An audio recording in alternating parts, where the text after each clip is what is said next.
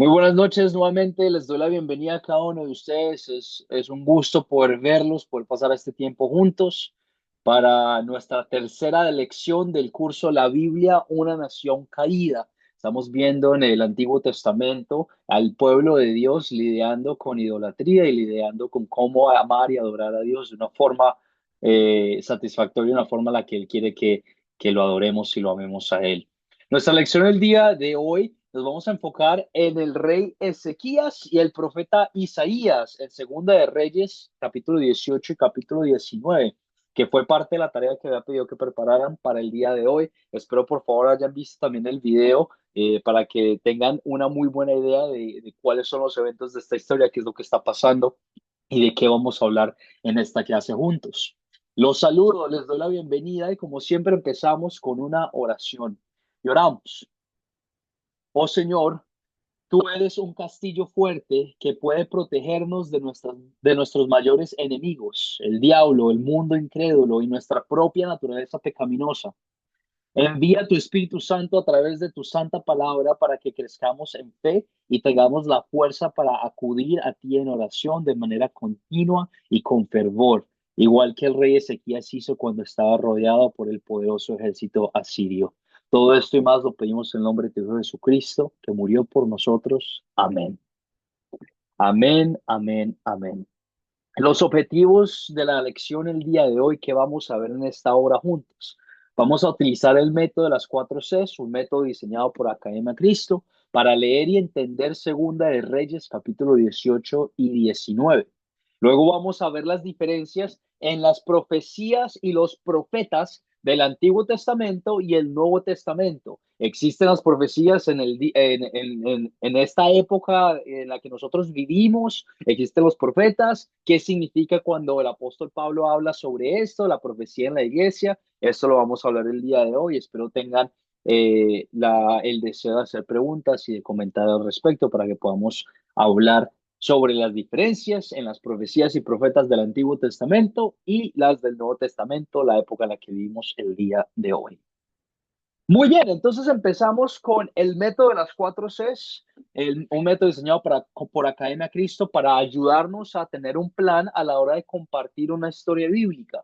Queremos tener este método bien metido en la cabeza para que podamos compartir el mensaje de Dios de una forma que sea coherente y de una forma que edifique a las otras personas con las que estamos hablando y pasando tiempo juntos. Empezamos con el captar.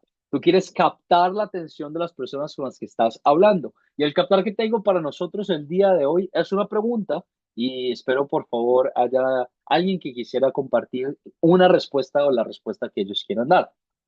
¿Quién es un profeta en el Antiguo Testamento? Nómbrame un profeta del Antiguo Testamento.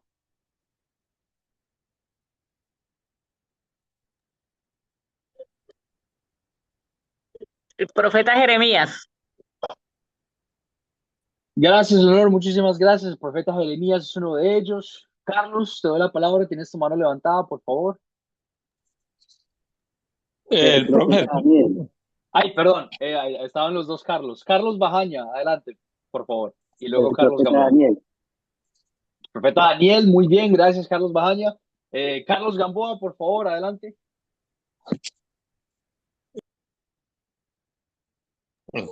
de los profetas del Antiguo Testamento, son los que recibían revelación directamente de Dios para anunciar al pueblo,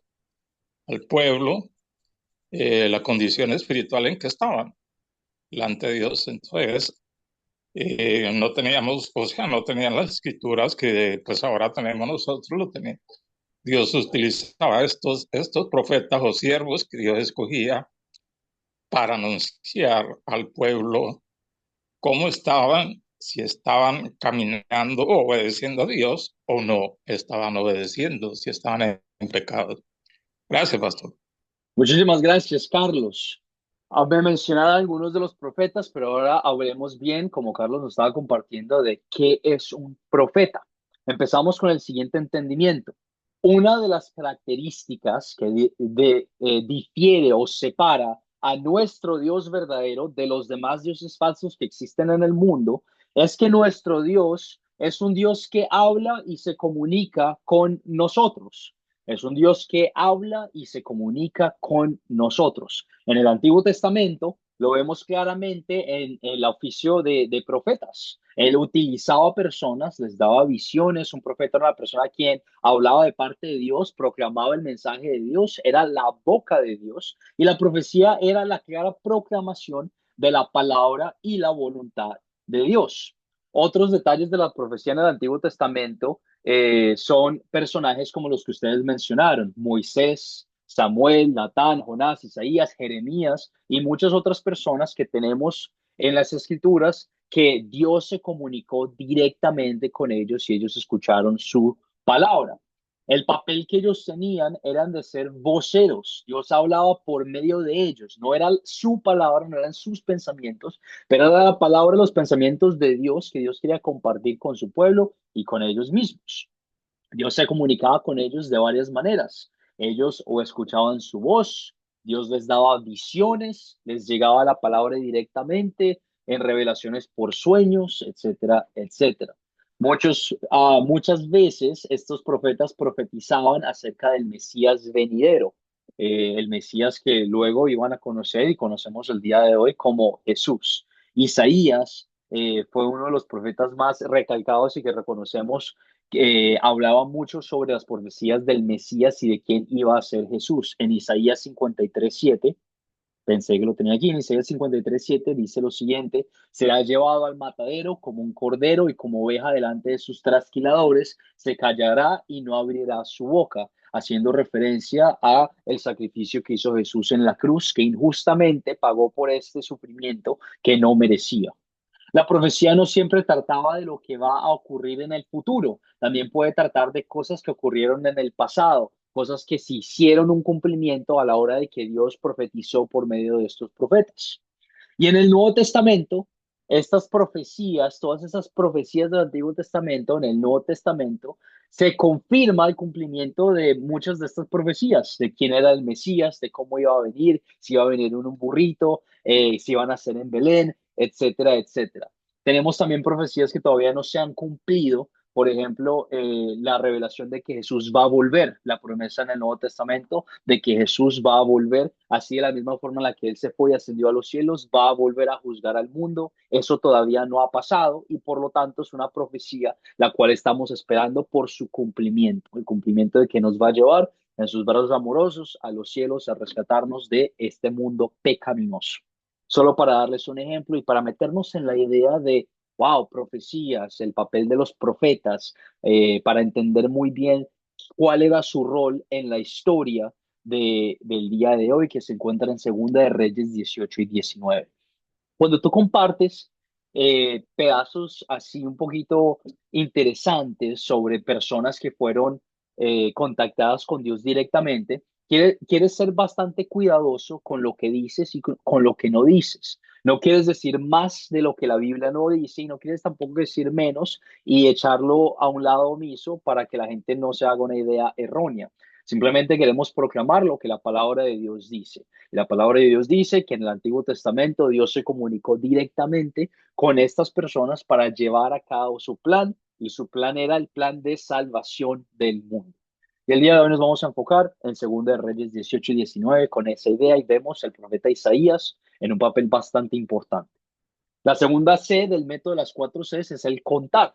Ya que agarraste la atención, y espero haber agarrado su atención con el captar, ahora quieres contar la historia bíblica que se relata y que tiene conexión con lo que tú acabas de compartir en el captar.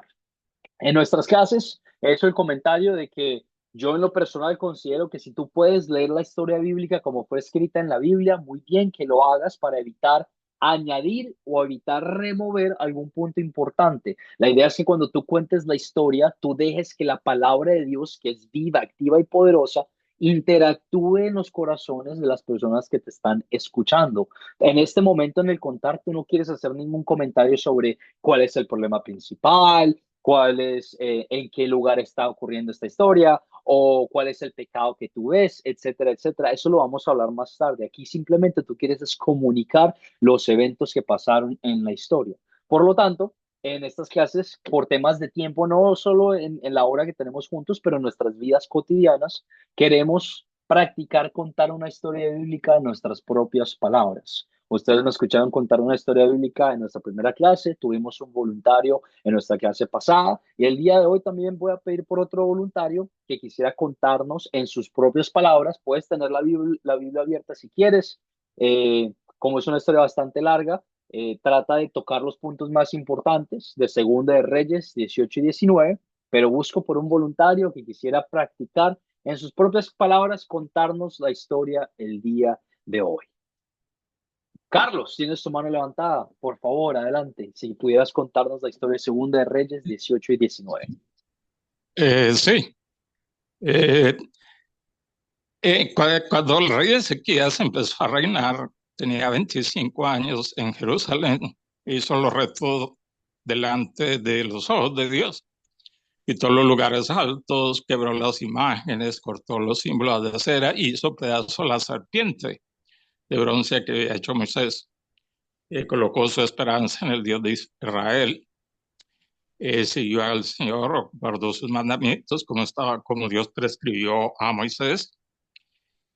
Y en el cuarto año del reinado del rey Ezequías subió Salmanasar, rey de los asirios, contra Samaria, la sitió y la tomó al cabo de 3 años. Y el rey de Asiria llevó cautivo a Israel a Asiria y lo colocó en sus ciudades, en las ciudades junto al río Gozán. A los 14 años del rey Ezequías subió Sennacherib, rey de Asiria, contra las ciudades fortificadas de Judá y las tomó. El, entonces, el rey Ezequías envió a decir al rey de Asiria, que estaban en Laquis, que él había cometido pecado y que lo que el rey de Asiria dijera, pues lo haría. Entonces el rey de Asiria le impuso a Ezequías un impuesto de 300 talentos de plata y 30 talentos de oro. Y Ezequías pues le dio lo que el rey de Asiria le pidió.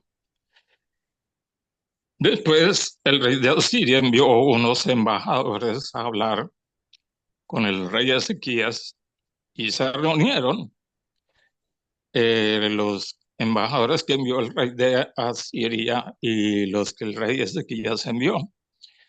Y el rey, entre uno de estos que envió al rey Sennacherib estaba alguien que le decían o se llamaba Rasacés, que el gran rey de Asiria le decía que en quién ponía él su confianza, o sea, en Ezequías en quién se confiaba, que si confiaba en el faraón, rey de Egipto, pues que eso era una caña, un báculo débil, donde se apoyara en él, pues le iba a traspasar la mano. Y si confía en Jehová, el Dios de ustedes, pues dijo, pues usted mandó a quitar los lugares altos y altares y solo dijo que se podía adorar en el altar que está en Jerusalén.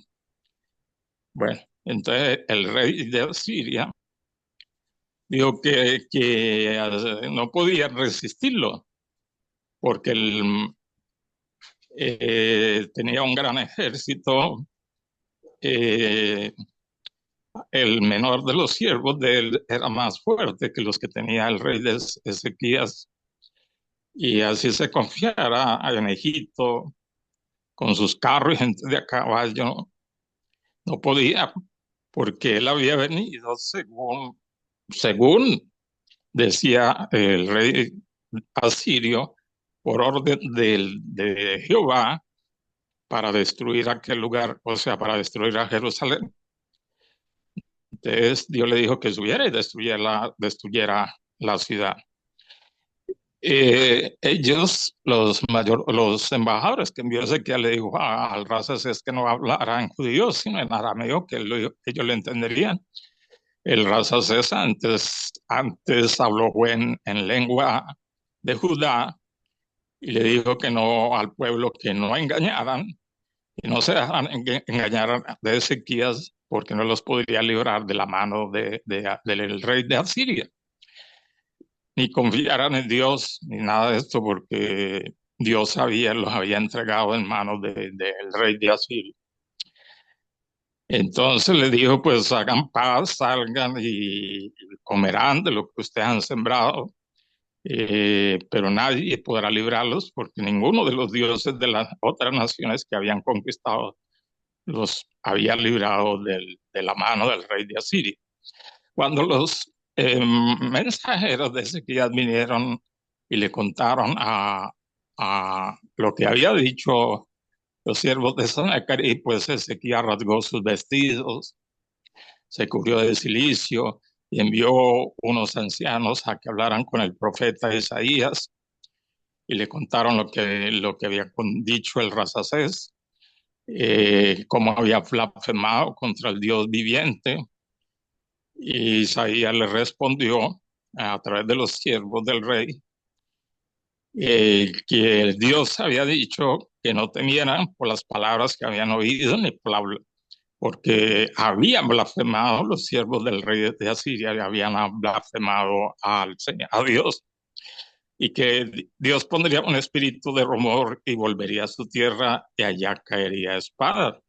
Pues se oyó el rumor de que el rey de Etiopía había subido a pelear contra el rey de Asiria. Entonces el Rasacés se devolvió para ayudar a su rey. Pero antes le envió unas cartas a través de otros embajadores a Isaías, donde decía que los dioses de las naciones que ellos habían destruido no los había podido librar, y menos tampoco el Dios en que confiaba Ezequías. Él subió a orar delante de Dios al templo, donde hace una oración exaltando a Dios, que Él es el Dios verdadero que hizo lo que hay en la tierra, en los cielos y en la tierra, eh, clamando a Dios que escuchara, que sus oídos estuvieran atentos a lo que este rey Senaquerí había blasfemado contra el Dios viviente. Y pues se dice que sí, que esos dioses no eran dioses, sino obra de manos de hombres, de madera y de piedra, y por eso los destruyeron. Pero que por eso ahora Ezequías rogaba a Dios que él era el Dios verdadero para que lo librara de la mano del rey de Asiria y de su ejército, de su gran ejército que había enviado. Entonces Isaías conforta, le da palabras de aliento diciendo que la Virgen hija de Sión te menosprecia, o sea, refiriéndose a Jerusalén, te escarnece detrás de ti, mueve su cabeza la hija de Jerusalén, porque ha vituperado y ha blasfemado contra el Santo de Israel a través de los mensajeros que había enviado el rey de Asiria. Y que sí, que había derrotado, había hecho esto, pues que Dios así lo había determinado, sí, que subiera y conquistara Siria, tomar a Samaria, pero que Dios conocía la situación, la salida y entrada de este rey, y que se había arrogante contra Dios, y que todo eso había subido a la presencia del Dios verdadero, y que él pondría su garfio en la nariz y su freno en sus labios y lo haría volver por el camino de donde había venido, y que ellos comerían de ese año que no podían sembrar, y comerían del segundo año también sin sembrar, y al tercer año sembrarían y comerían de lo que habían sembrado. Eso sería una señal. Y por tanto Dios dijo que el rey de Asiria no entraría a la ciudad de Jerusalén, ni vendría delante de ella con sus ejércitos, con su escudo, bueno, con todo lo que tenían, sino que por el mismo camino que vino, por ese mismo volvería. Y así sucedió, que Dios ampararía a la ciudad por amor a, a sí mismo, o sea, por amor de Dios mismo, y por amor a David su siervo. Y en esa misma noche salió el ángel de Dios y mató en el campamento de los asirios a 185,000. Y el rey Sennacherib, rey de Asiria, regresó a Nínive. Y después, adorando en el templo de su Dios, sus hijos lo mataron a espada. Es todo, pastor. Excelente, Carlos. Muy bien. Muchísimas gracias por compartir con nosotros esta historia. Se darán cuenta, estamos utilizando nuestras propias palabras para compartir los puntos principales del texto. Esta conquista del el reino de Asiria contra el reino de Jerusalén, el pueblo escogido de Dios por culpa del pecado y de la idolatría que había cometido el pueblo de Israel, que por medio de la palabra del profeta Isaías fue revelado de que esta conquista no iba a parecer y que iba a terminar con Israel siendo invicto y Israel siendo recuperado por el poder y la mano de Dios. El profeta Isaías proclamando esta palabra, Ezequías, el rey Ezequías, orándole a Dios y volviendo en completa alabanza y honra al único Dios verdadero, y Dios cumpliendo su promesa de que iba a proteger a su pueblo y que iba a proteger a su ciudad. La historia de Segunda de Reyes 18 y 19. Excelente, muy bien, muchísimas gracias. Y en las siguientes clases también los invito a que practiquemos contar la historia en nuestras propias palabras. La idea es que cuando lo hagamos en este lugar que es seguro y tranquilo, en hermanos y hermanas en Cristo, para edificarnos mutuamente, para que a la hora que tú tengas la oportunidad de contarla a otra persona, ya puedas decir, ya lo hice una vez, tengo la práctica, ahora me siento un poquito más confiado en hacerlo, porque practiqué contándolo en un espacio seguro. Continuamos entonces con las siguientes preguntas de considerar. Ya captaste la atención, ya contaste la historia y ahora quieres considerar meterte en la película y meter en la película en el papel a todas las personas con las que estás hablando sobre los eventos de la historia. Preguntas que me dirás, maestro, son muy fáciles, pero nos ayudan a entender cuáles fueron los eventos de la historia, qué fue lo que ocurrió, quiénes son los personajes, etcétera, etcétera. Por lo tanto, empezamos con quiénes son los personajes de esta historia. Y tenemos varios. ¿Quiénes son los personajes de esta historia? Luis, adelante, por favor, tienes tu mano levantada. Los princip- los principales personajes que tengo en la historia: Ezequiel, Dios, Hijo, Rey, Israel, Ezequías, Acaz, Judá, Abril, Zacarías, David, padre de Moisés y Nehusán. Eso es lo que tengo yo de lo que leí. Hay muchos más, pero no tomé lo más como los más importantes. Excelente, Luis, muchísimas gracias. Neile Nieto, tienes tu mano levantada. Adelante, por favor. Sí, buenas noches a todos.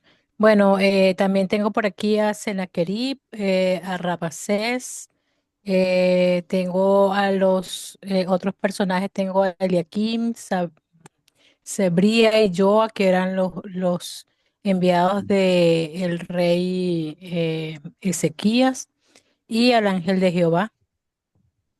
Excelente, muy bien, muchísimas gracias. Y ya con eso completamos bien los personajes, todos los personajes que fueron nombrados y se notarán en el Antiguo Testamento. Tenemos una lista bastante grande en cada historia, en cada capítulo, de personas que fueron partes importantes del pueblo de Israel, en los eventos del pueblo de Israel.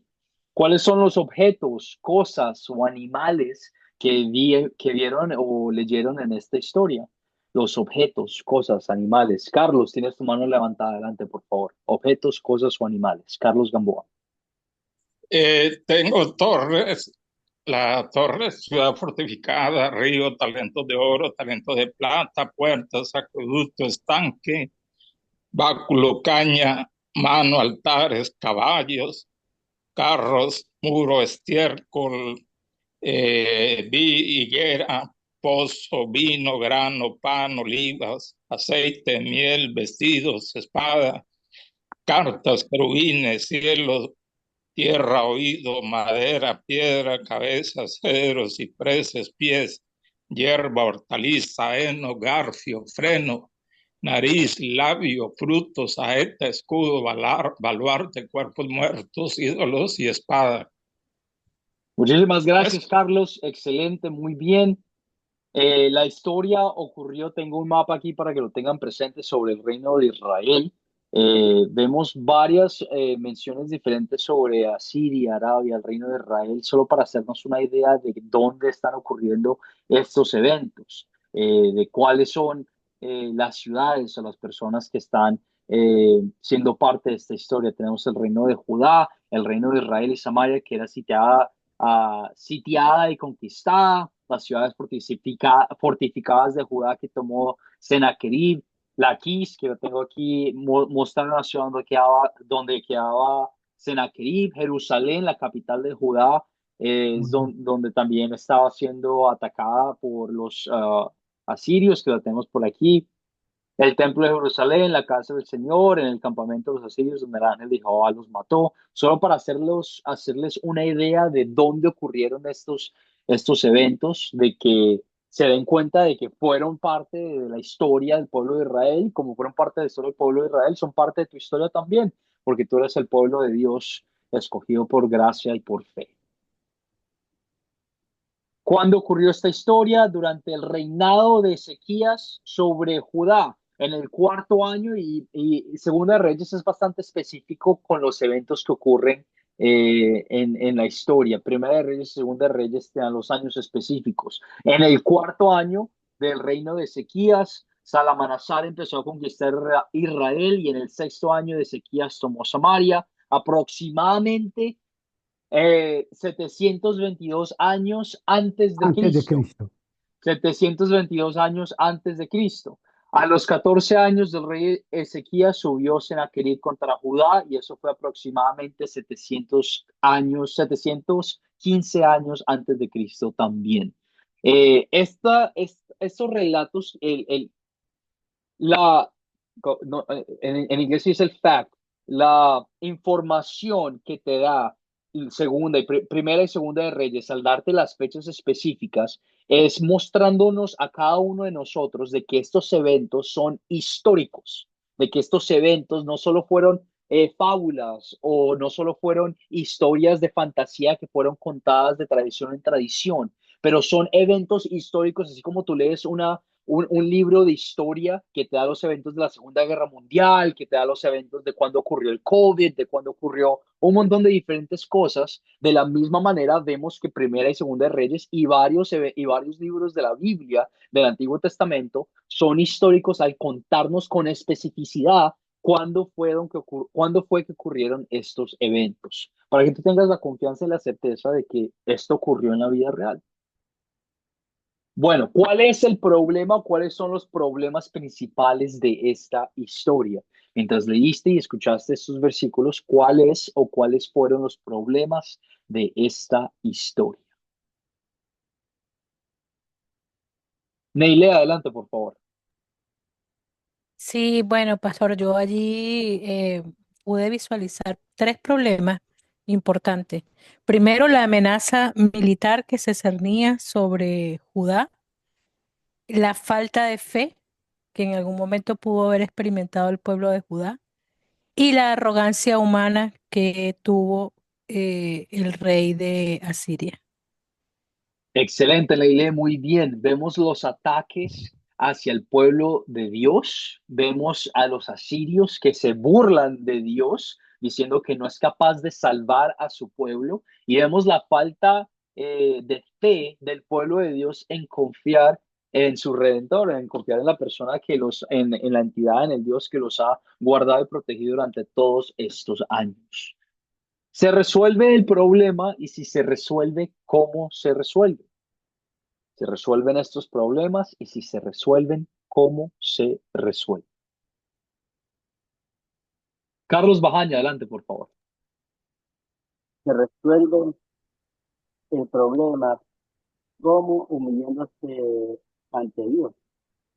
Es la única forma que se puede resolver todos los problemas, y esta es una enseñanza que sirve para toda nuestra vida. Si nosotros nos humillamos, Dios responde. Amén. Amén. Vemos que Ezequías, por medio de la palabra de Isaías, se arrepiente y vuelve al Señor confiando completamente en Él. y vemos que Dios escucha la oración, las oraciones de Ezequías y las palabras y el llanto de su pueblo. Dios fortalece a Ezequías con su palabra por medio de Isaías, el profeta, está presente con su pueblo, no los deja solos y no los deja que luchen solos, pero Dios está siempre presente luchando por el beneficio del pueblo que él escogió. El rey de Asiria también se regresó y fue asesinado. Escuchamos en la historia de que Jesús no toleró el maltrato y la burla que estaba haciendo hacia él y hacia su pueblo escogido. Y también vemos que el ángel del Señor ejecutó a más de más de 100, uy, fue más chica, no sé pronunciar este nombre, este número, mil, mil ochenta, Sí, no, 185.000. 185.000. Muchísimas familia. gracias. El 185 español no mil. me dio, el español no me dio, pero por eso es que estamos aquí edificándonos, ayudándonos mutuamente. 185.000 soldados en la noche. Era para ver si estaban prestando atención, para ver si no se me habían quedado dormidos. Muy bien, excelente, perfecto. Ya nos metimos en la historia, ya nos metimos en el papel, vemos los personajes, vimos qué fue lo que ocurrió y compartimos esto con las otras personas con las que estamos dando el mensaje. Ahora queremos consolidar los eventos de esta historia, entender cómo nos afecta a nosotros, qué significa, qué podemos aprender de estos eventos. En mi opinión, como maestro, me van a escuchar decir esto muchas veces, las preguntas de consolidar son las preguntas más importantes a la hora de tú compartir un texto bíblico. ¿Por qué? Porque te muestran la ley y el evangelio. La ley que te muestra tu pecado y te lleva al arrepentimiento, a darte cuenta que necesitas un Salvador, y el Evangelio que te muestra quién es ese Salvador y cómo fue que te redimió al morir en la cruz injustamente y al proveer su amor, su gracia, su justicia, su paz y su santidad sobre ti. Entonces, el día de hoy vamos a considerar, a consolidar esta historia y voy a compartir el punto principal con ustedes. El punto principal de Segunda de Reyes 18 y 19 es el siguiente. Dios salvó a Jerusalén del ejército asirio en respuesta a las oraciones del rey Ezequías. Nuevamente, Dios salvó a Jerusalén del ejército asirio en respuesta a las oraciones del rey Ezequías. Vemos a un Dios que es presente, es activo, no deja a su pueblo solo, pero tampoco tolera el pecado y la idolatría. Un Dios que es amoroso y al mismo tiempo justo, ambas cosas perfectamente en sincronía. Comenzamos entonces hablando del pecado. Mientras hablamos de esta pregunta, quiero que nos enfoquemos solamente en el pecado. Vamos a hablar del amor de Dios en unos momentos, pero mientras tú compartes con nosotros cómo es el pecado en esta historia, nos vamos a enfocar solo en el pecado. Cuando tú compartes ya esto con otras personas, puedes variar y puedes saltarte una al otro sin ningún inconveniente, pero esto es para el beneficio de nosotros, para que podamos entender muy bien y apropiarnos de estos conocimientos para poder compartirlos de una manera más organizada y más eficaz. Por lo tanto, empezamos enfocándonos solo en el pecado. ¿Qué pecado, general o personal, te enseña a confesar esta historia? Pecado general o personal que te enseña a confesar esta historia. Carlos Gamboa, adelante, dame un pecado, por favor. Un pecado que yo veo es que adoraban, le quemaban incienso a la serpiente de bronce. Era una idolatría, algo que fue en el tiempo de Moisés bueno, porque Dios le ordenó a Moisés que hiciera esa serpiente de bronce por el pecado que había cometido el pueblo de Israel en ese momento de rebeldía, de murmuración contra Dios. El que fuera picado por la serpiente venenosa miraría a esta serpiente de bronce y viviría. Pero en el tiempo del rey Ezequías la adoraban, le quemaban incienso. Y entonces yo veo ese pecado. Y la soberbia, la blasfemia del rey de Asiria contra el Dios verdadero. Otro pecado que veo ahí. Gracias, pastor. Excelente, Carlos, muy bien, muchísimas gracias. Neile Nieto, también tienes tu mano levantada, adelante, por favor.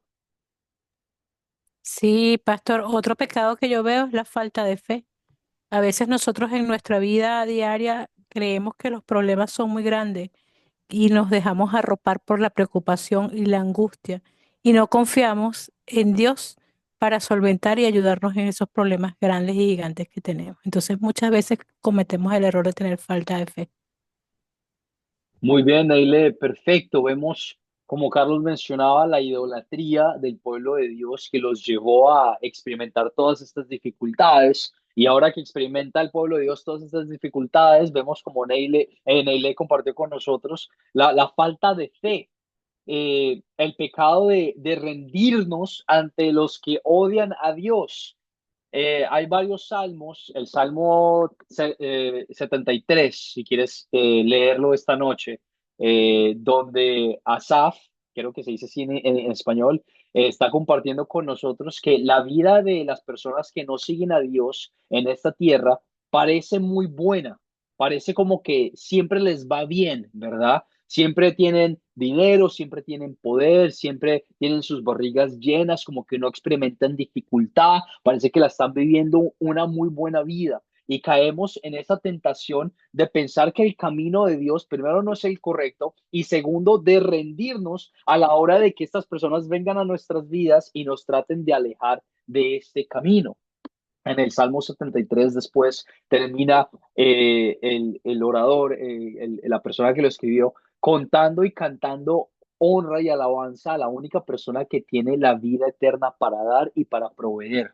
De que Él no solo hace caso omiso a ellos, pero que castiga y juzga a todo aquel que no obedece y que no tiene la fe y que no camina en su camino, en el camino de Dios. Es muy fácil para nosotros, es bastante fácil rendirnos, así como el pueblo de Israel se rindió ante los ataques de Asiria, ante los ataques de estos diferentes reyes, para ver por ver su poder. Y es que tú puedes entender esa dificultad. Tú ves qué tan grandes son, tú ves cuántas armas tienen, tú ves cuánta energía y cuánta intensidad quieren, con la que quieren derribar todo lo que Dios ha construido en tu vida. Y en vez de aferrarnos a la palabra y en vez de aferrarnos a Dios, y lo vamos a hablar en unos momentos cuando cambiemos la pregunta, decimos rendirnos y decir, está bien, voy a caminar con este camino y voy a vivir por mi vista, voy a caminar por vista y no por la fe. Voy a caminar por mi vista y no por la fe. Es algo que se sigue, que el pueblo de Israel, y lo vamos a seguir viendo en nuestras lecciones, como las vimos en las clases pasadas, sigue el pueblo de Israel cayendo y cayendo en pecado porque están caminando por lo que ellos ven en vez de por las promesas de Dios que da la fe y que genera esta confianza en Él. ¿Alguien más? ¿Otro pecado personal o general que te ayuda a confesar esta historia? Pecado general o personal que te ayuda a confesar esta historia.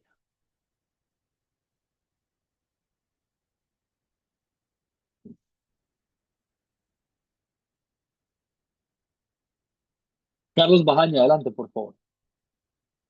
La incredulidad, porque el rey dejó de confiar en Dios y comenzó a dejarse guiar por sus enemigos conforme lo estaba tratando. Dio más en la fuerza de sus enemigos que en la fuerza de Dios, entonces dejó de creer bastante en Dios. Muy bien, excelente. Y arraigado a ese pensamiento también es que cuando la vida se pone difícil, tenemos esa tentación presente en nuestras vidas de decir, estamos solos. Dios nos ha abandonado. No puede ser que si Dios me está dejando pasar por esto, esté aquí conmigo. No puede ser que yo esté luchando contra todo esto solo y nos ponemos en esta mentalidad de una víctima al decir, estoy solo, no puedo hacer nada y me siento muy alejado de Dios, que esta vez Dios no me va a salvar. Tenemos ese pensamiento cuando la situación se pone bien difícil, de alejarnos de Dios, de desconfiar de Él y de decir, estoy solo, no, Él no está presente en mi vida, no está obrando en mi vida y no va a obrar en mi vida. Somos bastante duros con nuestro trato, nuestra fe hacia Dios y hacia el poder que Él tiene en nuestras vidas. Hablamos del pecado y te reitero, cuando tú hables del pecado, tú puedes hablar del pecado todo lo que tú quieras. Tienes mi permiso como maestro de hacer eso. pero aún con mayor intensidad, y escúchame bien, con mayor amor, con mayor pasión, con mayor certeza, tienes que compartir el evangelio, las buenas noticias de Dios. Porque si la ley es importante, te muestra tu pecado, te lleva a reconocer que necesitas un salvador, pero la ley no te salva porque no te muestra ese salvador, simplemente te hace sentir mal y te hace reconocer que estás haciendo algo mal, pero no te da esa confianza, esa certeza de saber de que has sido perdonado y has sido salvado. Y lo único que te da esa paz es el evangelio de Jesucristo, que vivió la vida perfecta por nosotros, que murió injustamente en la cruz, que resucitó gloriosamente entre los muertos y ascendió de una manera milagrosa a los cielos, dándonos esa paz y esa certeza de que la vida eterna nos pertenece a cada uno de nosotros por medio de la fe en Cristo. Entonces, comparte el pecado, haz de caer en cuenta a las personas de que todos vivimos en pecado y que tenemos un problema con nuestra naturaleza que nos aleja de Dios. Y cuando caigamos en cuenta de eso, muéstrales el amor de Dios en la historia, en los versículos con los que estás compartiendo ese día. Entonces, el día de hoy, en estos versículos, Segunda de Reyes 18 y 19, ¿cómo ves tú el amor de Dios? ¿De qué forma ves tú Dios obrando en amor en esta historia?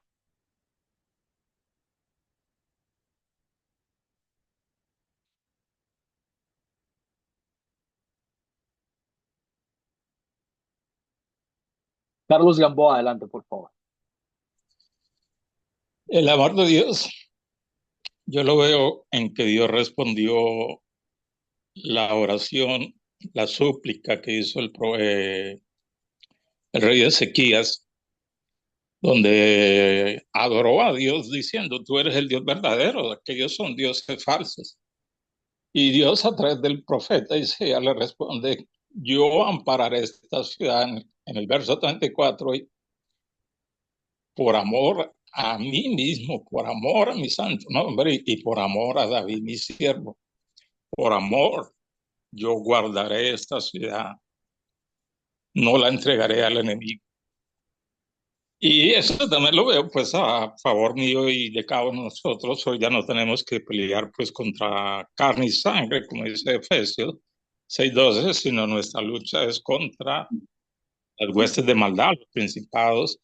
Dios en su misericordia también los guarda de todo esto, de estos ataques del enemigo y nos protege. Así como salió el ángel del Señor y mató a esos 185,000 soldados sirios, también dice el Salmo 37, que creo es, el ángel del Señor acampa alrededor de los que le temen y los defiende de todas estas maldades, también de las tentaciones, ¿no? De la carne de este mundo y del diablo y sus demonios. Entonces es el amor de Dios también manifiesto en nuestras vidas. Gracias, pastor. Excelente, Carlos, muy bien. Y le pegaste muy bien a la forma en la que vemos que se encuentra el amor de Dios en esta historia, de que el pueblo de Dios y Ezequías no merecían ser rescatados. El pueblo de Dios y Ezequías, como mencionamos, estaban siendo idólatras, alabando a una serpiente y alabando a otros dioses y otras entidades que nada que ver. Habían sido infieles y habían cometido adulterio contra Dios y esta relación que Dios había instituido con ellos. Dios no tenía nada que ver con estas personas ya más. Y aún así vemos su paciencia, vemos su bondad y vemos su gracia y misericordia sobre cada uno, no solo del pueblo de Israel en estos versículos, pero sobre cada uno de nosotros. De la misma forma de que él vino a rescatar a Ezequías de este tremendo ejército de Asiria, de la misma forma, Dios nos rescata y defiende cada uno de nuestros enemigos más grandes, que son el pecado, el diablo y la muerte. Y lo hizo todo por su gran amor. Dios salva a Ezequías, el pueblo de Dios en el Antiguo Testamento, de este ejército que se burlaba de él. Y en nuestras vidas Él nos salva y defiende del ejército del pecado, el ejército del diablo y las amenazas y el poder de la muerte. Ninguna de estas cosas tienen poder sobre nosotros más porque Dios ha obrado y nos ha rescatado de cada una de eso. Ni el pecado nos controla y tiene poder sobre nosotros, ya somos puros y santificados. El diablo ya no tiene forma de tentarnos porque en la paz y la gracia de Dios vive en nuestros corazones para ayudarnos y fortalecernos en la fe. Y la muerte no significa nada porque la vida eterna es tuya y te pertenece a ti. Que aun cuando mueras físicamente de vejez, vas a ser resucitado como Cristo fue resucitado y vas a vivir la vida eterna por una vida al 100% completa, cerca, alabando y glorificando a Dios.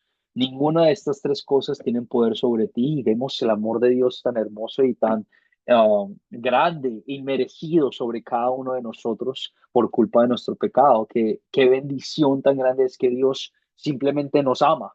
No hay explicación, no tiene sentido que Dios nos haya visto a nosotros y haya dicho a ti te voy a salvar y a ti te voy a rescatar. No puedes hacer nada al respecto, pero lo voy a hacer por ti y ahora tú vas a vivir por mí para ser un mensajero de esta paz y de este amor que quiero compartir con el mundo. Un privilegio, es un privilegio de Dios. En Colosenses 2, 13 al 15, el apóstol Pablo dice lo siguiente. Antes, ustedes, nosotros, estaban muertos en sus pecados. Aún no se habían despojado de su naturaleza pecaminosa. Pero ahora Dios les ha dado vida juntamente con Él, con Cristo, y les ha perdonado todos sus pecados. Ha anulado el acta de los decretos que había contra nosotros y que nos era adversa. En otras palabras, ha perdonado todas las cosas que nosotros habíamos hecho que nos habían separado de Él y la quitó de en medio y la clavó en la cruz. Todos tus pecados han sido puestos sobre Cristo y han sido completamente borrados de la historia para que tú tengas esta certeza de que Él desarmó además a los poderes y las potestades y las exhibió públicamente al triunfar sobre ellos en la cruz.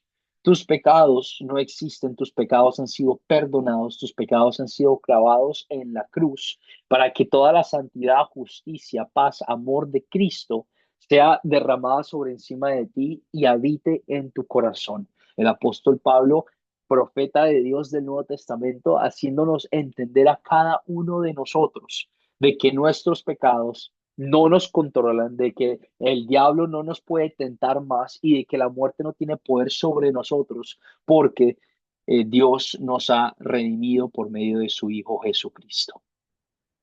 ¿Qué te lleva a Dios a pedir y a orar basado en esta historia? Mi oración es que tú tomes la oportunidad de estar en estas clases y que antes de dormir o en la mañana tú medites y ores sobre estos versículos. De una forma personal, una oración es una conversación con Dios. Tú simplemente puedes hablar de la misma forma que tú y yo estamos hablando, que tú hablas con un amigo, puedes hablar tú con Dios y dejarle saber lo que estás sintiendo. Por temas de tiempo nunca hemos podido compartir esto juntos, pero la idea es que tú te sientas movido a compartirlo con la persona que siempre te escucha, que siempre está ahí para ti y que quiere obrar en tu vida para tu beneficio, Dios, Jesucristo, el Espíritu Santo. Muy bien, entonces llegamos a nuestro segundo objetivo para finalizar nuestra clase el día de hoy.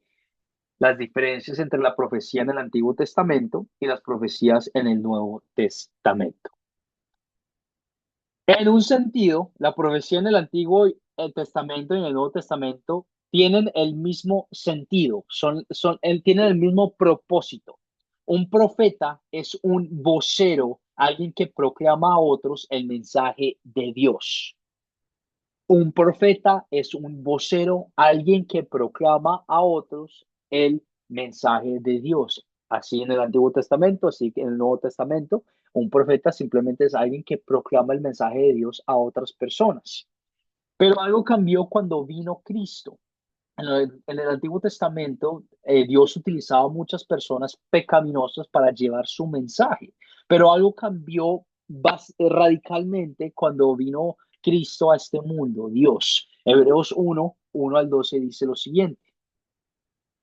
Dios, que muchas veces y de distintas maneras habló en otros tiempos a nuestros padres por medio de los profetas, en estos días finales nos ha hablado por medio del Hijo, Jesús, a quien constituyó heredero de todo y mediante el cual hizo el universo.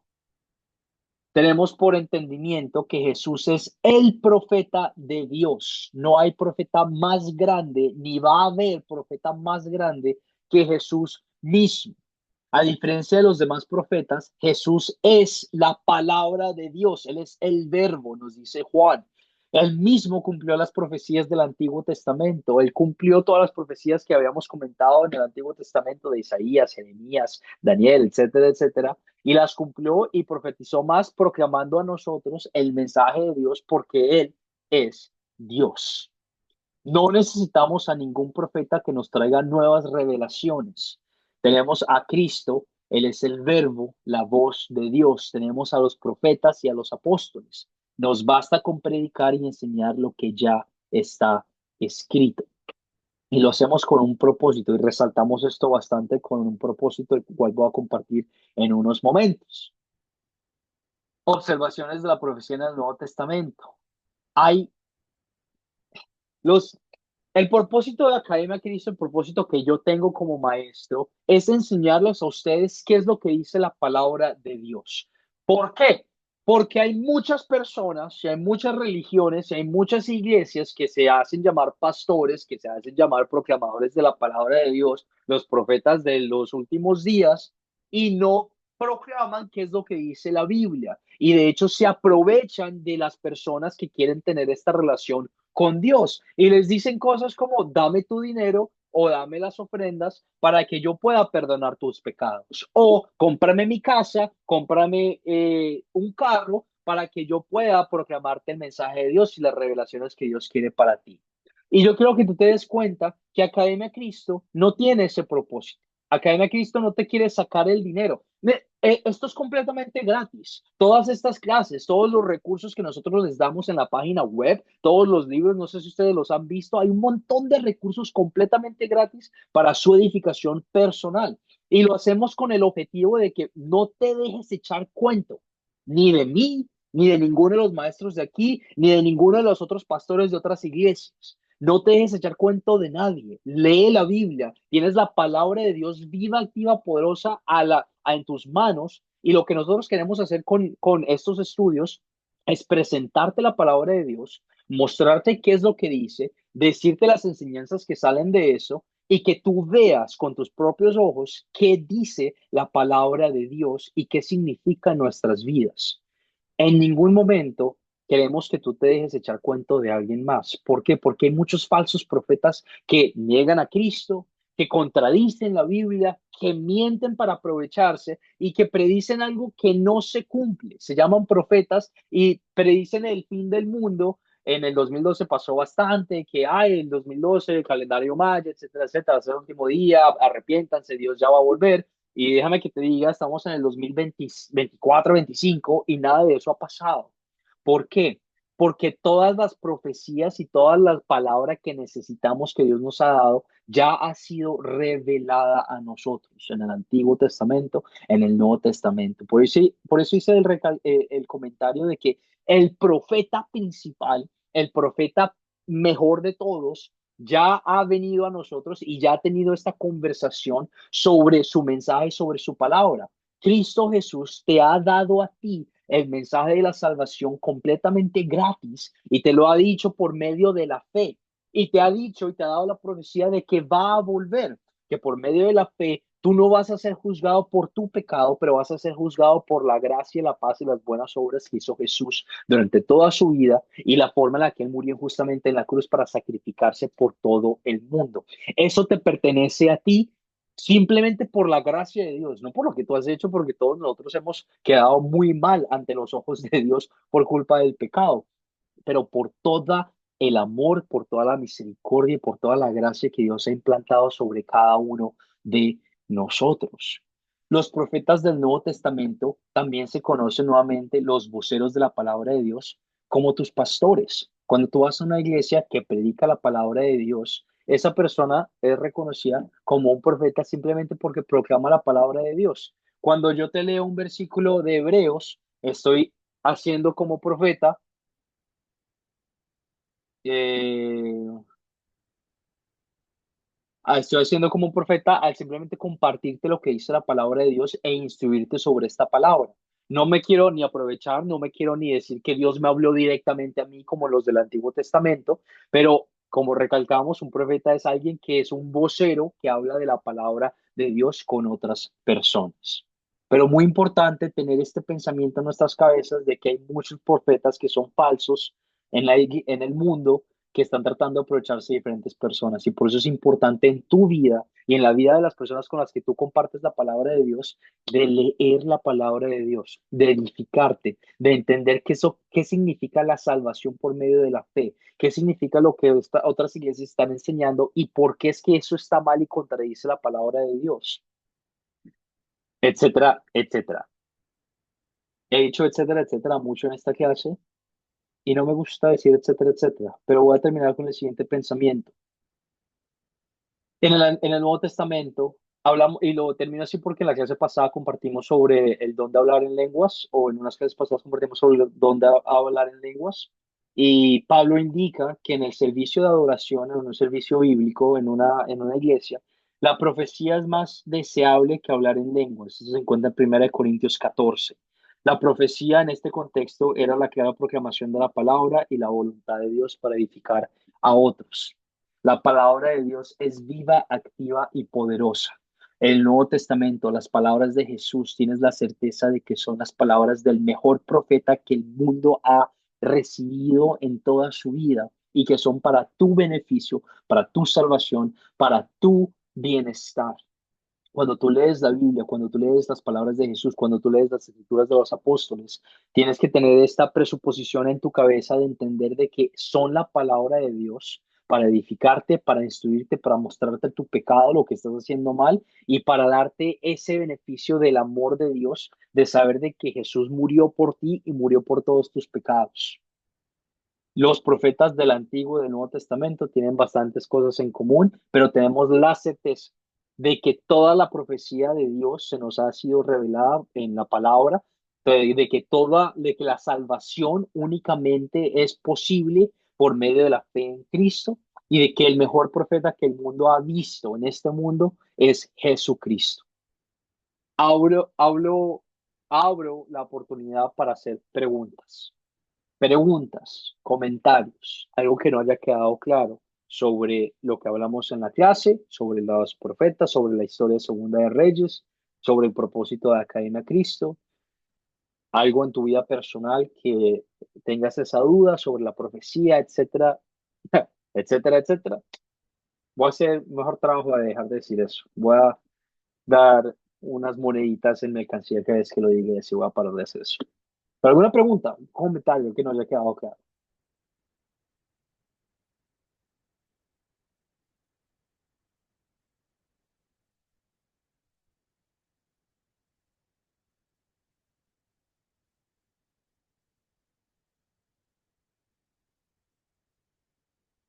Carlos Gamboa, adelante, tienes tu mano levantada. Referente a lo de los profetas, hoy en día pues pulula mucho eso. Como hemos visto en la palabra, pues hoy salen muchos que profetizan y les dicen profeta, pero,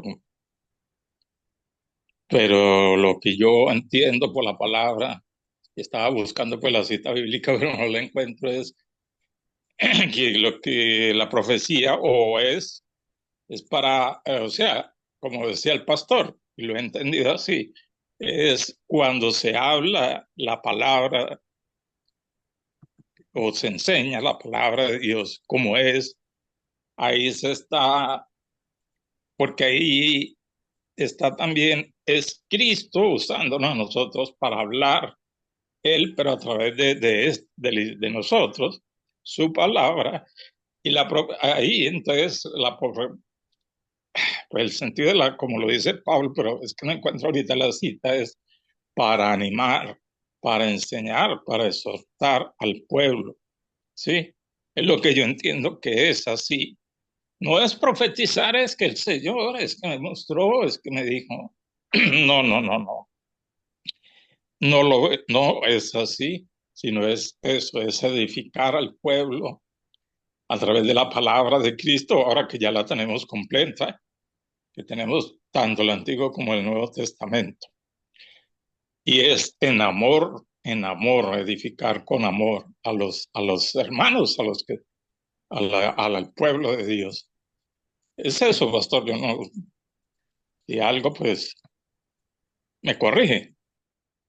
No, correcto. Lo dijiste muy bien, Carlos. Recordamos que la profecía es para el beneficio de la edificación del pueblo de Dios y no podemos contradecir lo que la palabra de Dios ya ha establecido, que es lo que hacen muchas iglesias el día de hoy. Tratar de añadir algo nuevo a lo que ya se ha escrito y lo que ya se ha establecido en la doctrina de la Biblia por la palabra de Jesucristo. Y por lo tanto, como tú dices, es muy importante nosotros edificarnos en lo que dice la palabra y compartir un conocimiento que es de acuerdo a lo que dice Jesús, lo que dice Dios en su Biblia, en su palabra. El beneficio y el amor tan grande que tenemos de saber qué es lo que dice Dios por medio de nuestra salvación, para nuestra salvación, es un privilegio. La oportunidad que tú estés siendo edificado, edificada en estos cursos para aprender de la palabra de Dios es un privilegio, es una bendición. Qué grande es nuestro Dios que nos ha permitido compartir este tiempo como hermanos y hermanas en Cristo para ayudarnos a crecer en nuestra fe, para motivarnos mutuamente y darnos cuenta de que tenemos esta oportunidad de compartir el mensaje verdadero de las profecías de Dios, de la salvación por medio de la fe en Cristo a todo el mundo y que lo podemos hacer juntos orando mutuamente los unos por los otros. Si tienen alguna otra duda o algún otro comentario o algo que no haya quedado muy claro, no duden en comunicarse conmigo, me pueden escribir, me pueden escribir por mensaje directo en WhatsApp a mi número privado.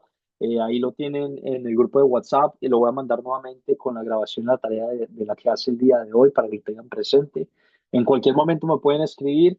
Sí les digo que a veces por cuestiones de trabajo se me hace muy difícil contestar inmediatamente, pero yo les respondo de forma que se me sea posible cuando tenga el tiempo libre de poder contestarles. Yo hago el trabajo y me gusta hablar con ustedes. Yo quiero saber y yo quiero ayudar a responder cualquier duda referente a la clase o a Academia Cristo. Está ahí para ustedes. Es mi trabajo como maestro hacerlo y me gusta compartir este tiempo con ustedes.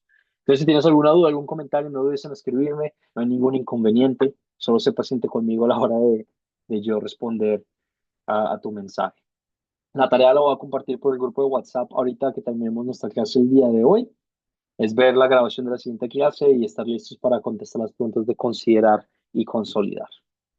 Habiendo dicho eso, entonces cerramos nuestra lección del día de hoy con una oración. Y oramos. Padre, te damos las gracias, te glorificamos y te bendecimos porque tú nos has revelado tu palabra por medio de tu Hijo, Señor. Tú nos has hecho saber de que la salvación nos pertenece a nosotros por medio de la fe en Cristo Jesús. Señor, gracias porque no estamos solos. Gracias porque tú estás presente en nuestras vidas y en nuestras dificultades. Gracias porque aun cuando somos infieles y somos adúlteros a la relación que tú has impuesto sobre nosotros, que tú nos has dado, aún así tú nos muestras tu amor, nos muestras tu misericordia y nos ayudas en todas estas dificultades. De la misma manera que tú protegiste a Ezequías y al pueblo de Israel, Señor, ayúdanos, protégenos, cuídanos, guárdanos, ten misericordia, ten piedad de nosotros y trátanos con amor para que nosotros podamos proclamar las buenas obras que tú has hecho sobre nosotros y podamos darte honra y gloria a todas las personas con las que nos encontremos y podamos compartir con ellas el mensaje de tu Hijo y el mensaje de tu salvación. Señor, todo esto y más lo pedimos en el nombre de tu Hijo Jesucristo, que murió por nosotros y nos ha dado la paz y la vida eterna. Amén. Amén, amén, amén. Pasen linda noche, que Dios los bendiga y nos vemos el jueves. Buenas noches. Nos vemos Dios el jueves. Hermano, buenas noches. hermanos. Buenas noches. Que Buenas noches, descansen. Apenas descansen. recién llegué yo. Sabrán No hay Feliz ningún noche disculpar, inconveniente. para todos.